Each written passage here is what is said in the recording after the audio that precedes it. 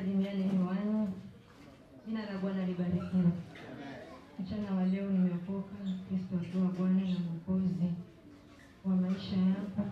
Nimekuwa tu mwema, nimekuwa mwaminifu katika maisha yangu na jamii yangu. Sote tuko wazima na tunayo sababu tu ya kumshukuru Mungu kwa ajili ya wema wake na ukuu wake ambao anauonyesha katika maisha yetu kama jamii. Bwana asifiwe. Ni furaha yangu pia waona kwamba nyote mko wazima na jamii zenu, na kwa imani naamini ya kwamba sote tuko wazima. Bwana Yesu asifiwe.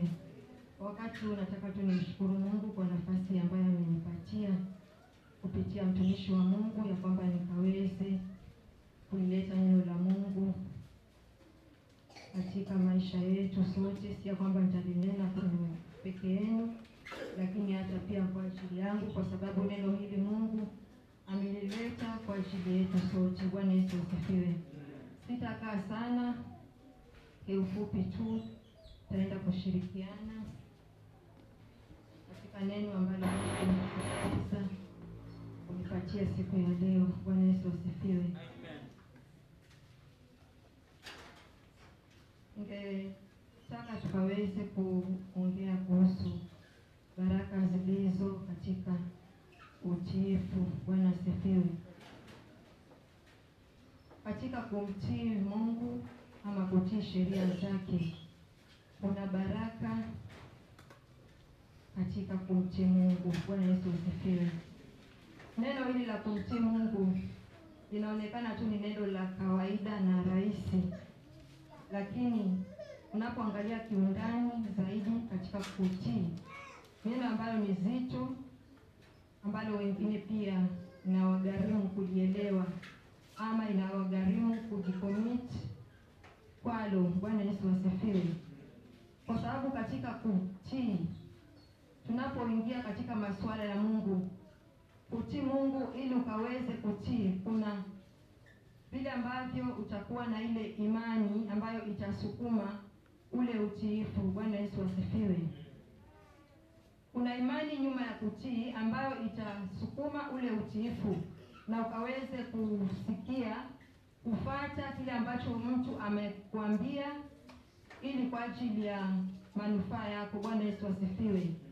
Ili kufuata ile ambayo Mungu anakuambia kwa ajili ya manufaa yako. Jina la Bwana libarikiwe.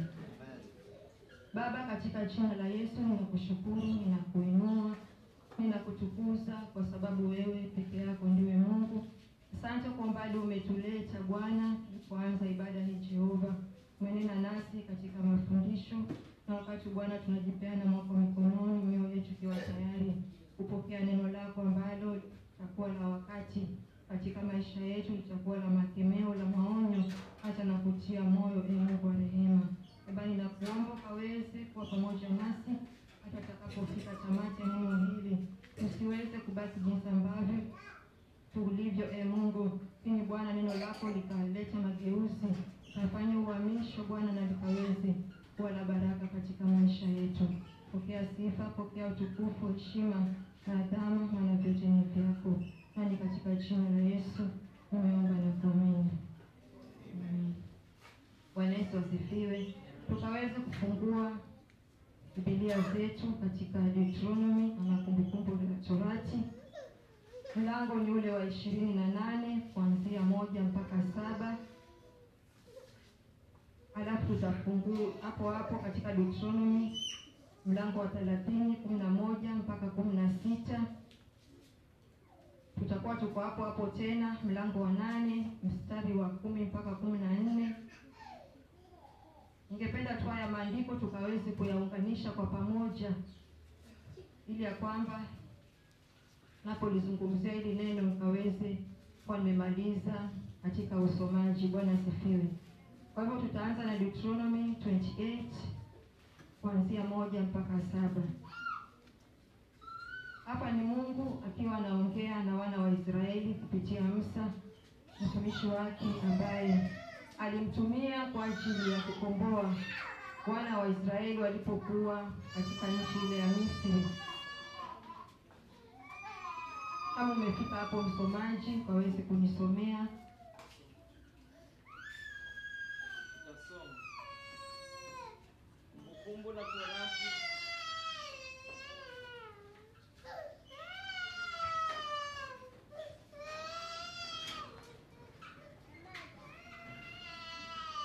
Kumbukumbu la Torati mlango 28 kuanzia fungu la kwanza.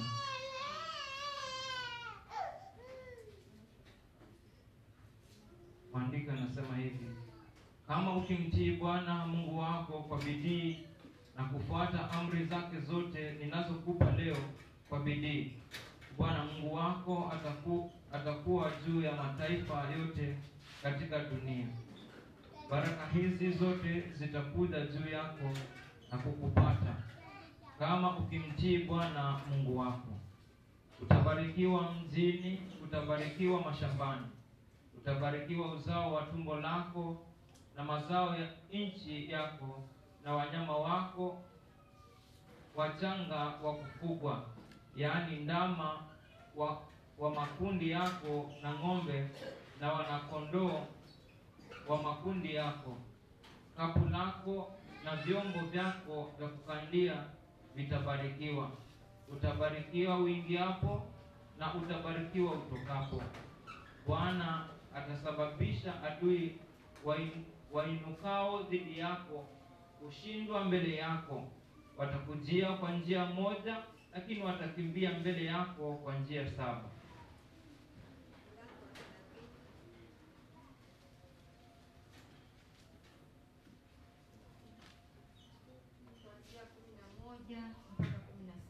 Mpaka 11 hadi 16. Maandiko yanasema hivi: ninachokuagiza leo si kigumu sana kwako au kusichokiweza. Hakiko juu mbinguni ili uulize, ni nani atakayepanda kwenda mbinguni tukileta na kukutangazia ili tuweze kutii? Wala hakiko ng'ambo ya bahari ili uulize, ni nani atakayevuka bahari kwenda kukichukua na kututangazia ili tupate kutii? La hasha! Lile neno liko karibu sana nawe, liko kinywani mwako na ndani ya moyo wako, ili uweze kulitii. Tazama, naweka mbele yako leo uzima na mafanikio, mauti na maangamizo. Ninakuamuru leo kwamba umpende Bwana Mungu wako, utembee katika njia zake na kutunza maagizo yake, amri na sheria zake, ndipo utakapoishi na kuongezeka, naye Bwana Mungu wako atakubariki katika nchi unayoingia kuimiliki.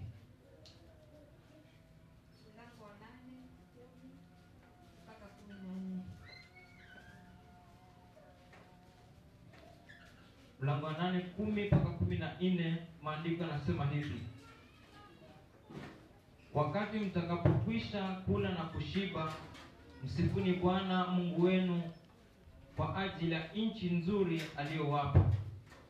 Jihadharini msisahau Bwana Mungu wenu, mkashindwa kushika maagizo yake, sheria na amri zake ambazo nimewapa leo.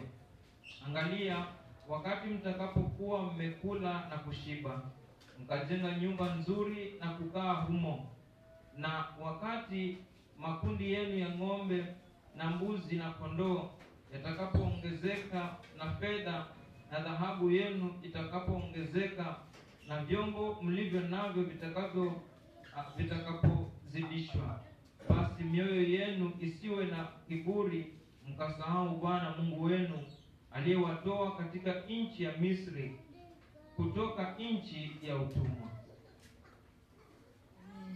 Yesu asifiwe. Tunapoangalia mlango ule wa 28 kuanzia 1 mpaka 7, Biblia inasema kwamba kama ukimtii Bwana Mungu wako kwa bidii na kufuata amri zake zote ninazokupa leo kwa bidii, Bwana Mungu wako atakuweka juu ya mataifa yote katika dunia. Bwana Yesu asifiwe. Hapa ni Mungu akiwa anaongea na wana wa Israeli. Baada ya wana wa Israeli kutoka Misri katika nchi ile ya utumwa. Bwana Yesu asifiwe. Musa akiwa ndiye mtu ambaye Mungu alikuwa amemtumia kwa ajili ya ukombozi wa wana wa Israeli. Na tunapoangalia maisha ya Musa, vile ambavyo alizaliwa na vile ambavyo alilelewa na mpaka hatima yake ya kuenda Misri na kuokoa wana wa Israeli, tunaambiwa kwamba Musa kuzaliwa kwake ilikuwa ni wakati ambao watoto walikuwa wanauawa. Bwana Yesu asifiwe. Lakini kwa sababu Mungu alikuwa ameona kilio cha wana wa Israeli wakiwa Misri, Mungu alikuwa amemwandaa Musa kwa ajili ya huo ukombozi. Bwana asifiwe. Ndipo tunamuona Musa alipokuwa amezaliwa, alifichwa miezi mitatu. Bwana asifiwe. Ili ya kwamba asiweze kuuliwa.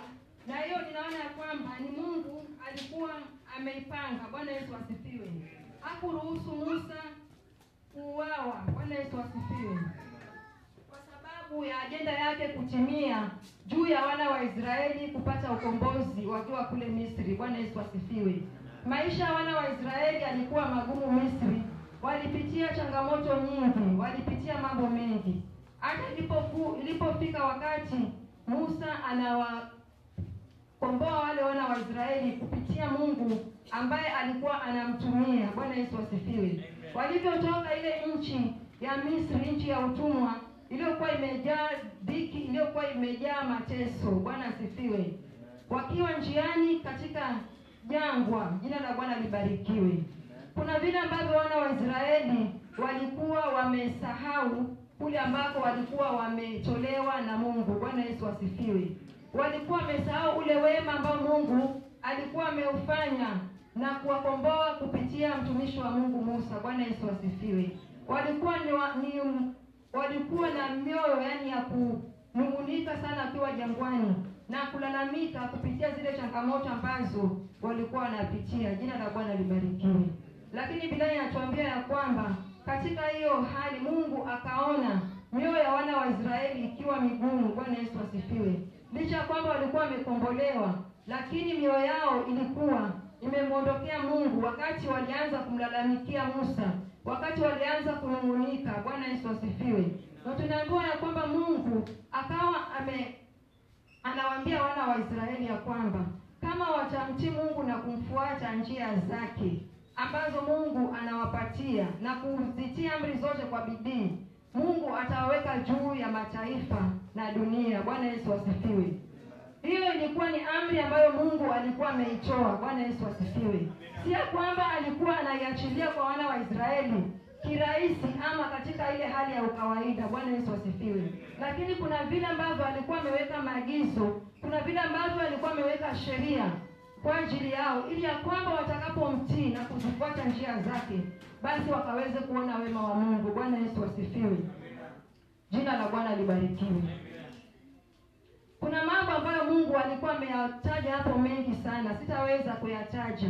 Ya kwamba watabarikiwa mijini na watabarikiwa mashambani. Bwana Yesu asifiwe. Iwapo watamtii Mungu, watabarikiwa hata na matumbo ya uzao wao. Bwana Yesu asifiwe. Watabarikiwa hata na vikapu vyao na vyombo vyao vya kukandia unga. Jina la Bwana libarikiwe. Lakini hizo baraka hazikuwa zinakuja tu, ni mpaka wangemtii Bwana Mungu wao na kuzifuata sheria zake. Bwana Yesu asifiwe. Kuna vitu vingine ambavyo Mungu hawezi akaviachilia kiurahisi. Bwana Yesu asifiwe. Ni mpaka ndani mwako kuna vile ambavyo utafanya ama utamtii na kufuata maagizo, ndipo ukaweze kuwa na wepesi katika maisha yako. Bwana Yesu asifiwe. Kuna vitu vingi ambavyo amevitaja pale baada ya wana wa Israeli kumtii na kufuata sheria zake. Tena anasema kwa bidii. Bwana Yesu asifiwe. Si katika ile hali ya kujaribu ama katika ile hali ya ukawaida. Bwana Yesu asifiwe. Lakini ile hali ya kuamua na kujitoa. Bwana Yesu asifiwe. Tunaona hili neno kutii si rahisi hivyo. Inagharimu mtu na kuchukua hatua. Bwana Yesu asifiwe. Kwa sababu mtu anapokuambia fanya hivi ili ya kwamba ukapokee jambo fulani katika maisha yako. Haitakuwa rahisi wewe kukubaliana na kuchukua hatua mpaka utakuwa na ile imani ndani yako. Bwana Yesu asifiwe. Na kusema kwamba nitachukua imani na nitafanya vile ambavyo amesema, ili ya kwamba nione kama vitafanyika. Bwana Yesu asifiwe. Lakini hapa Mungu alikuwa anawahakikishia ya kwamba watakapomtii na kuzifuata njia zake, basi kuna mambo mazuri ambayo Mungu ataachilia katika maisha yao. Bwana Yesu asifiwe. Ni kama alikuwa amewapatia ile nafasi na mamlaka ya kujichagulia wenyewe maisha yao vile ambavyo wenyewe wangetaka yawe. Bwana Yesu asifiwe.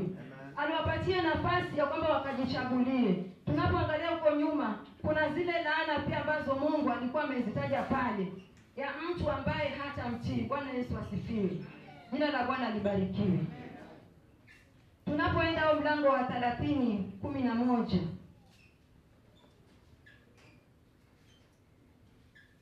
Biblia inasema ya kwamba ninachokuagiza leo sio kigumu sana kwako au usichokiweza. Akiko juu mbinguni, ili uulize ni nani atakayepanda mbinguni kutuleta na kututangazia ili tuweze kutii. Bwana Yesu asifiwe. Jina la Bwana libarikiwe.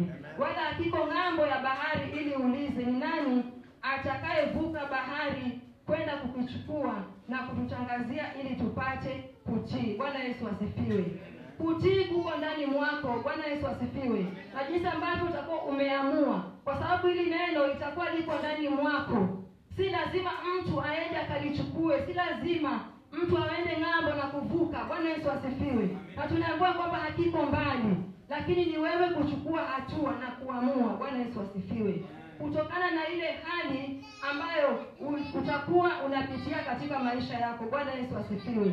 Kwa sababu Mungu amepeana hapa uzima na mauti, na kwamba tuko na uwezo wa kuchagua uzima na tuko na uwezo wa kujichagulia mauti sisi wenyewe. Bwana Yesu asifiwe. Jina la Bwana libarikiwe. Umepewa mamlaka na umepewa nafasi ya mtu wa Mungu kujichagulia maisha yako. Bwana Yesu asifiwe. Ukitaka uzima, kuna yale maagizo ambayo Mungu amepeana. Ukitaka mauti, pia kuna vile ambavyo ukikeuka maadili ya Mungu, mauti yatakupata. Bwana Yesu asifiwe.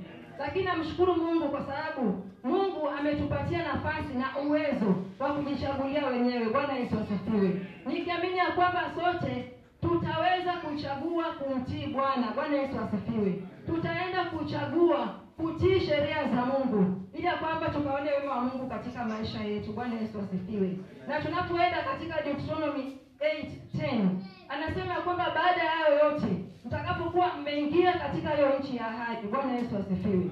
Utakapoona makondoo yako yanaongezeka. Bwana Yesu asifiwe. Katika gala lako hakuongei vibaya. Bwana Yesu asifiwe. Utakapokuwa unakula na kushiba. Bwana Yesu asifiwe. Utakuwa wakati utakuwa unavaa vile ambavyo unataka. Utakuwa unakula kile ambacho unataka, si unakula kile ambacho umepata. Bwana Yesu asifiwe. Unakumbushwa kwamba usimsahau Bwana Mungu wako. Jina la Bwana libarikiwe. Kwa sababu Mungu alijua ya kwamba katika misukosuko yote na milima na mabonde, utakapoingia katika ile nchi ya ahadi, kuna uwezekano unapoangalia mazingira, kuna uwezekano unapoangalia kule kutoshelezeka, hatimaye akili yako itakuondoa katika mtazamo wa Mungu. Bwana Yesu asifiwe. Kuna urahisi wa moyo wako kuondoka katika mtazamo wa Mungu. Bwana Yesu asifiwe. Jina la Bwana libarikiwe. So tunaambiwa hapa ya kwamba tuweze kuwa makini. Licha ya mambo yote ambayo tunakutana nayo, ndio yatapita. Bwana Yesu asifiwe. Hayatakaa milele. Jina la Bwana libarikiwe. Yatapita, maombi yetu yatajibiwa. Lakini je, tutakapokuwa tumefika sasa, tutakapokuwa sasa tunaona kwamba mambo ni mazuri. Bwana Yesu asifiwe. Je, utaendelea kushikilia ahadi za Bwana? Bwana Yesu asifiwe. Je, utaendelea kumpenda huyu Mungu wako? Bwana Yesu asifiwe. Ni katika kutii tunaingia katika baraka zetu. Jina la Bwana libarikiwe. Sitaenda kusoma, lakini ni Wafalme wa Kwanza 17:7 mpaka 16. Inaongea kuhusu mwanamke ambaye ni mjane wa Sarepta. Bwana Yesu asifiwe. Huyu mwanamke Biblia inasema ya kwamba alikuwa na mtoto mmoja. Bwana Yesu asifiwe. Katika maisha yake yote na hata kufikia mahali ambapo alikuwa amefikia, tunaambiwa ya kwamba alikuwa ana unga. Bwana Yesu asifiwe.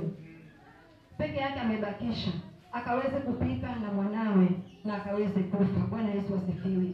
Na kumbe Mungu naye alikuwa anamwandaa mtumishi wa Mungu, kwa sababu alikuwa ana njaa mtumishi wa Mungu Elijah. Bwana Yesu asifiwe.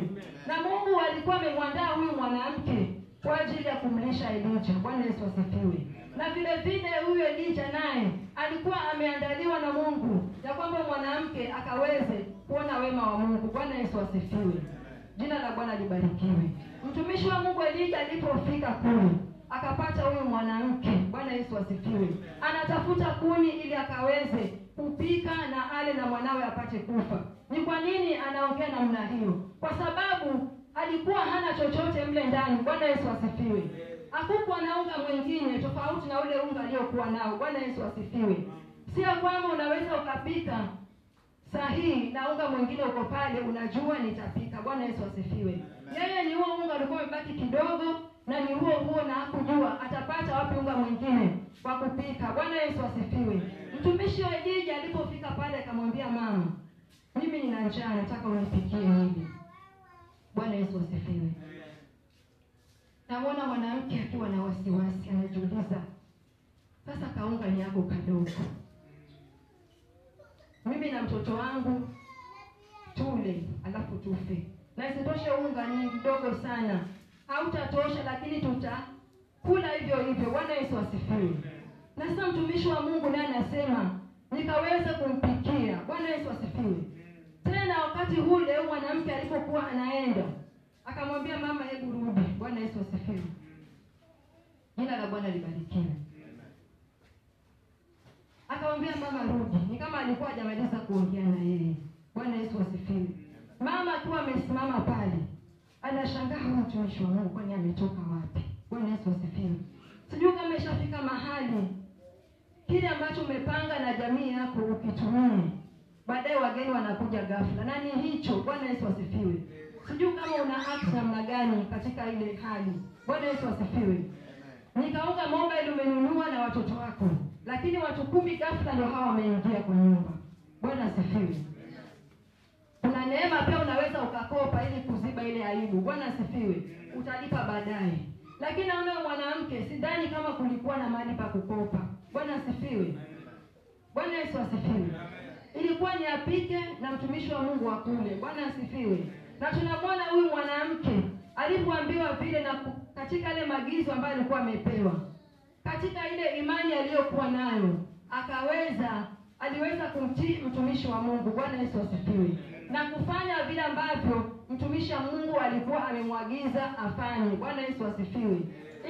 Ilimgharimu kumtii. Bwana Yesu asifiwe. Kutii neno la Mungu. Bwana Yesu asifiwe. Jambo ambalo si rahisi wakati unaona mazingira hayazungumzi vizuri. Bwana asifiwe.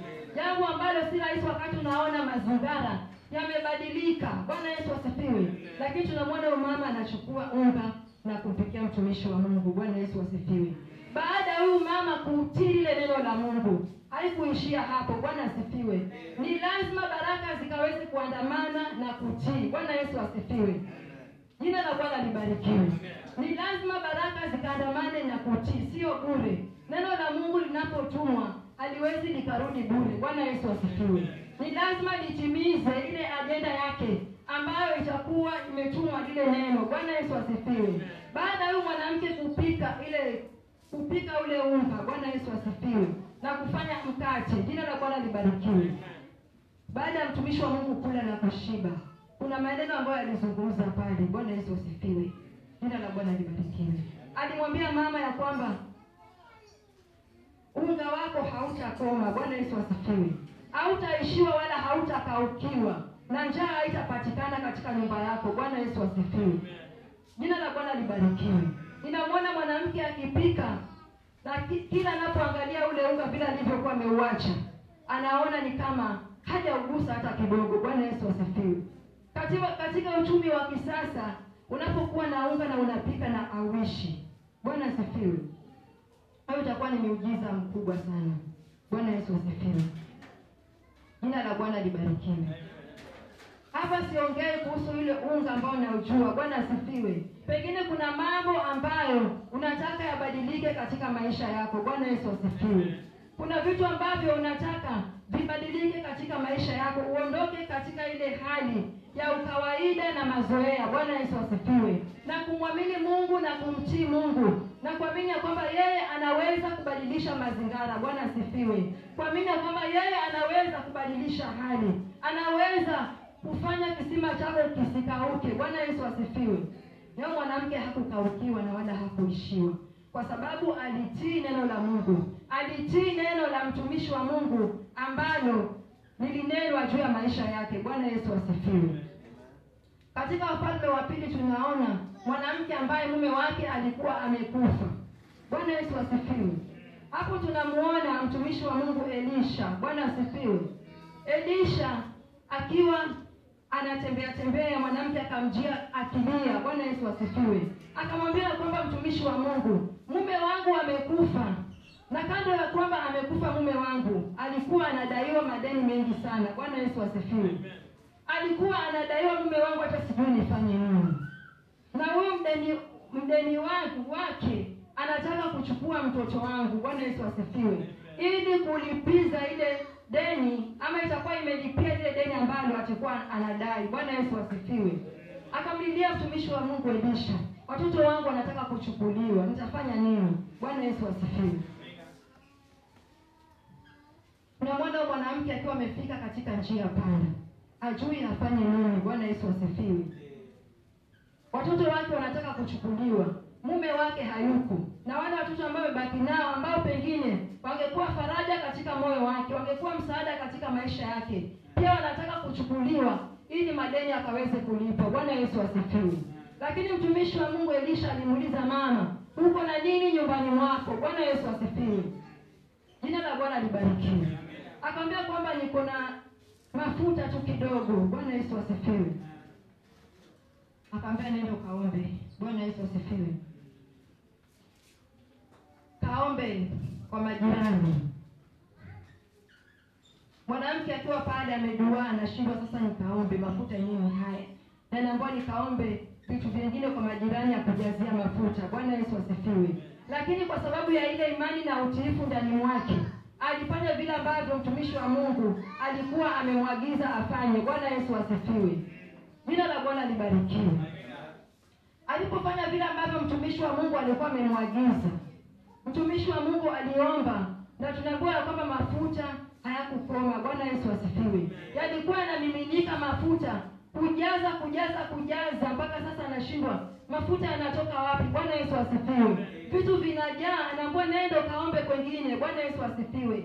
Yaani ilikuwa ni miujiza kwa hali ya juu kwa huyu mama. Bwana asifiwe. Kwa sababu alikuwa amefika njia panda, alikuwa amefika mwisho. Bwana asifiwe. Jina la Bwana libarikiwe. Yuko na huzuni, mume wake amefariki na watoto wake wanataka kuchukuliwa. Bwana asifiwe. Lakini tunamshukuru Mungu kwa sababu Mungu alimtumia Elisha. Bwana Yesu asifiwe. Kuna watu wanaweza wakatumiwa na Mungu kwa ajili ya wewe kuingia katika utele wako. Bwana Yesu asifiwe. Kuna watu Mungu anaweza akawatumia bila ambavyo alitumia kunguru kumlisha Elijah. Bwana Yesu asifiwe. Bwana Yesu asifiwe. Huyu mwanamke wa Sarepta alikuwa amefananishwa na kunguru. Bwana asifiwe. Ambaye Mungu alikuwa amemwandaa kumlisha Elijah. Haleluya. Mungu anaweza kutumia mtu yoyote, ama anaweza kufanya mtu yoyote ile, ili ya kwamba wewe ukaweze kuona wema wa Mungu. Bwana Yesu asifiwe. Hautajua ametoka wapi, hautajua imekuwa vipi. Bwana asifiwe. Mahesabu ya Mungu yako tofauti na mahesabu yetu. Bwana asifiwe. Na yeye anajua mapito yetu, anajua udhaifu wetu. Bwana asifiwe. Anajua mapungufu yetu. Haleluya. Haleluya. Mwanamke akaomba vyombo na mafuta akajaa. Tena akamwambia haya mafuta mtatumia tena muuze. Bwana Yesu asifiwe. Na utapata pesa ya kuweza kumlipa yule mdeni ambaye anakusumbua. Bwana Yesu asifiwe. Jina la Bwana libarikiwe. Baraka ambazo zinaandamana na utiifu. Bwana Yesu asifiwe. Unapotii, kuwa na utiifu ndani mwako. Utiifu ni kule kuchukua hatua ya kukubali vile ambavyo mtu ameongea. Bwana Yesu asifiwe. Na kuwa na imani ya kwamba inawezekana ama itakuwa. Bwana Yesu asifiwe. Jina la Bwana libarikiwe. Na katika imani hiyo tunaona huyu mwanamke akipata mafuta mengi ya kuuza na hata kulipa madeni ambayo alikuwa anadaiwa. Bwana Yesu asifiwe. Kuna mtu mmoja katika Biblia ambaye alikuwa jemedari wa vita. Bwana Yesu asifiwe. Lakini kwa sababu ya kiburi chake, alijiona yeye yuko katika position ambayo hawezi akatii neno la Mungu ama hawezi kufanya jinsi ambavyo Mungu alikuwa ameagiza katika maisha yake. Bwana asifiwe. Jemedari huyu akiwa ni Naaman. Haleluya. Naaman alikuwa na ukoma. Bwana Yesu asifiwe. Katika hiyo hali ya ukoma akawa amehangaika sana na kufadhaika sana. Bwana asifiwe. Lakini ashukuriwe, kulikuwa na mjakazi pale ambaye alikuwa anafanya kazi katika nyumba ya Sauli. Bwana asifiwe. Akamwambia ya kwamba kuna mtumishi wa Mungu ambaye anaweza kutatua hili shida. Bwana Yesu asifiwe. Jina la Bwana libarikiwe. Naaman alipoenda kwa mtumishi wa Mungu kukutana na yeye, aliagizwa maagizo rahisi. Bwana Yesu asifiwe. Hayakuwa maagizo magumu vile ambayo pengine yangemchukua muda kufikiria na kuangalia ni vipi angefanya. Bwana Yesu asifiwe. Aliambiwa kwamba Naaman, jitumbukize tu katika mto wa Yordani mara 7 na ukoma wako utapata kuondoka. Bwana Yesu asifiwe. Na utatakasika. Jina la Bwana libarikiwe. Lakini kwa sababu Naaman alikuwa na kiburi, alikuwa na ile kujiona kwamba yeye ni mkuu, jemedari wa vita, hangefit kuingia katika mto wa Yordani. Bwana Yesu asifiwe. Jina la Bwana libarikiwe. Wakati mwingine tunajikuta tunapingana na roho wa Mungu, tunabishana. Bwana Yesu asifiwe. Kuna njia ambayo tumepewa tukaweze kuitumia ili kwamba tukaone wema wa Mungu, lakini kwa sababu ya kiburi, kwa sababu ya dharau, wakati mwingine tuna miss ile agenda ya Mungu kutimizika katika maisha yetu. Bwana Yesu asifiwe. Inamwona Naaman akijibu na ujeuri. Anauliza kwamba je, kule Dameski si kuna mito kule? Bwana Yesu asifiwe. Kuna mito Abana kule, kuna mito Papari kule. Bwana Yesu asifiwe. Ambayo inaheshimika. Bwana Yesu asifiwe. Mito ambayo ni ya klasi yangu. Bwana Yesu asifiwe. Siwezi kuingia mto Yordani mimi. Haleluya. Asikose kujua ya kwamba Mungu anaweza kutumia hata kile kilicho dhaifu. Bwana asifiwe. Ili ya kwamba kubadilisha maisha ya mtu. Bwana Yesu asifiwe. Yeye alikuwa amedharau ule mto Yordani, lakini katika ile hali ya kupigana, Naamani hakuweza kubishana. Bwana Yesu asifiwe. Hakuweza kuingia katika ile mito ambayo alikuwa ametaka yeye, ile ambayo ilionekana ni ya klasi ya juu kule Dameski. Bwana Yesu asifiwe. Akaambiwa kwamba Naamani, kubali, wewe utakufa. Bwana asifiwe. Jina la Bwana libarikiwe. Aliposa anakubali kutii ile neno ambalo mtumishi wa Mungu alikuwa amemwambia. Bwana Yesu asifiwe. Ya kwamba aingie katika mto wa Yordani mara 7 na baadaye atatakasika kutokana na ule ukoma ambao alikuwa nao. Bwana Yesu asifiwe. Jina la Bwana libarikiwe. Wakati mwingine tunashindwa ama tunakosa kuingia katika maeneo ambayo Mungu anataka tuingie kwa sababu ya kung'ang'ana na sauti ya Mungu, kwa sababu ya kung'ang'ana na ile hali ambayo pengine tunaiona iko juu zaidi kushinda ile sauti ya Mungu ambayo inazungumza katika maisha yetu. Bwana Yesu asifiwe. Tunakosa kutii sauti ya Mungu, tunakosa kutii amri za Mungu na kushika njia zake katika ukamilifu. Bwana Yesu asifiwe. Tunamuona mtumishi wa Mungu mwingine ambaye alikuwa ametumwa kule Ninawi akaweze kuhubiri. Bwana Yesu asifiwe. Kukosa kutii kuna madhara. Bwana Yesu asifiwe. Unaweza kufanya ukaingia mahali pabaya ambapo Mungu alikuwa hataki wewe uingie. Jina la Bwana libarikiwe. Yona akawa anapingana na Mungu. Yeye anapelekwa Ninawi, anatoroka anaenda Tarshishi. Bwana Yesu asifiwe. Hakutii ile sauti ya Mungu, hakuitikia ule wito wa Mungu ambao ulikuwa juu yake ya kwamba aende Ninawi akaweze kupeleka injili kule, kwa sababu kuna watu ambao walikuwa wanateseka katika dhambi. Bwana asifiwe. Ambao walikuwa wanangojea neno kutoka kwa Bwana ili wakabadilike. Ingawaje walikuwa na shingo ngumu. Bwana Yesu asifiwe. Lakini huko Mungu alikuwa anataka kumtuma Yona. Bwana asifiwe. Lakini kwa sababu Yona hakuutii, ilibidi akae kwa samaki. Bwana Yesu asifiwe. Siku 3. Bwana Yesu asifiwe. Akiwa katika tumbo la samaki. Bwana Yesu asifiwe. Yaani hiyo ni transport ambayo Mungu alikuwa amempa lazima. Bwana Yesu asifiwe. Jina la Bwana libarikiwe. Badala ya kwamba Mungu angemtuma katika ile njia tu ya heshima kwamba akahubiri injili. Bwana asifiwe.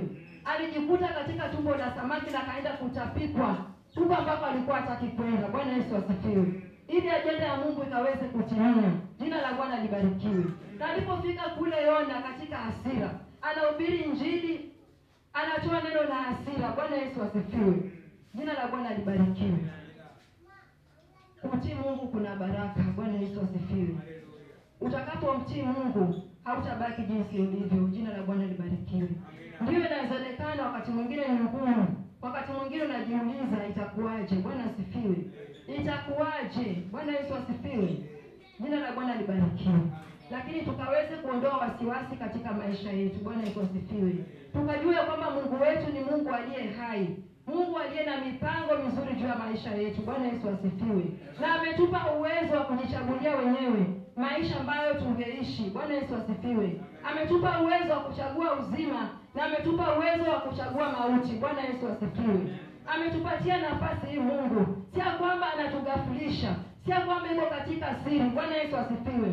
Ni kitu ameweka wazi. Bwana Yesu asifiwe. Aliweka wazi kwa wana wa Israeli. Akaambiwa kwamba ni lazima mkamtii Bwana ndiposa mkaweze kuona wema wa Mungu. Bwana Yesu asifiwe.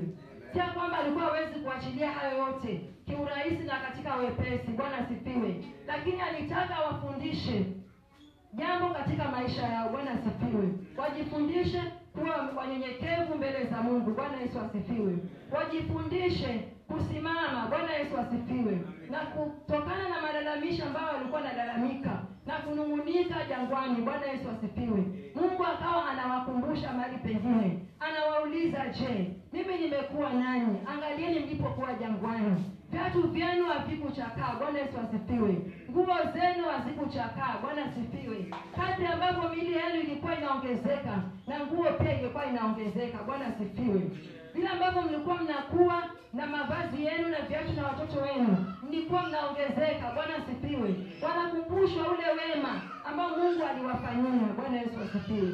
Kwa sababu aliona wamesahau wakiwa jangwani na kunungunika na kusahau yale yote ambayo Mungu alikuwa amewafanyia. Bwana asifiwe.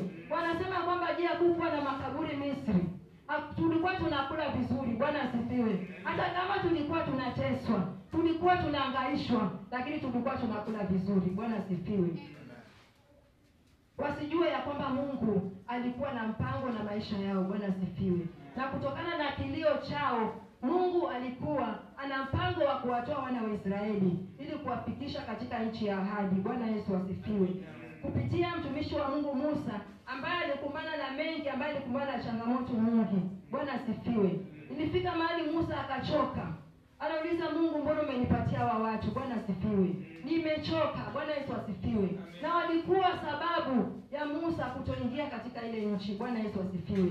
Katika ule ubinadamu Musa aliyopitia pale jangwani kutokana na hawa watu walimsababisha Musa asiingie mahali ambapo Mungu alikuwa amekusudia. Bwana Yesu asifiwe. Kwa sababu ya kutotii Mungu, kwa sababu ya kutotii neno la Mungu. Bwana Yesu asifiwe. Jina la Bwana libarikiwe. Kwa hivyo tunaona kwamba katika kutii kuna baraka ambazo zinaandamana nasi. Bwana Yesu asifiwe. Katika kutii kuna vile ambavyo milango itafunguka katika maisha yetu. Bwana Yesu asifiwe. Jina la Bwana libarikiwe. Amina. Kukubaliana na neno la Mungu ya kwamba neno la Mungu li hai na neno la Mungu ni la kweli. Bwana Yesu asifiwe. Neno la Mungu lina uzima. Bwana Yesu asifiwe. Jina la Bwana libarikiwe.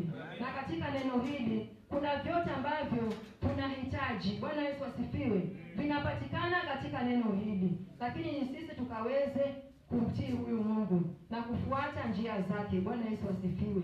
Kwa ndiposa haya mazuri yote ambayo Mungu alikuwa ameyahesabu juu ya wana wa Israeli yataweza kutimizika katika maisha yetu. Bwana Yesu asifiwe. Tusiwe na wasiwasi. Tusiseme ya kwamba tumeomba sana. Bwana asifiwe. Tusiseme ya kwamba ni bure kukaa katika imani hii. Bwana Yesu asifiwe. Ndio kuna kuna wengi wamechoka, wamekata tamaa, lakini sisi Mungu ametuhifadhi. Na ombi langu ni kwamba Mungu aendelee kutusimamisha, aendelee kutuimarisha katika imani. Bwana Yesu asifiwe. Licha ya changamoto, licha ya mawimbi, licha ya mambo mengi tunayoyaona, Bwana asifiwe, lakini Mungu azidi kutusimamisha, maana yeye ni Mungu. Alituokoa akiwa na ajenda na akiwa na makusudi. Bwana Yesu asifiwe. Amina. Jina la Bwana libarikiwe. Amen. Asante Yesu. Jina lako litukuzwe Bwana. Jina lako liinuliwe. Asante kwa wema wako.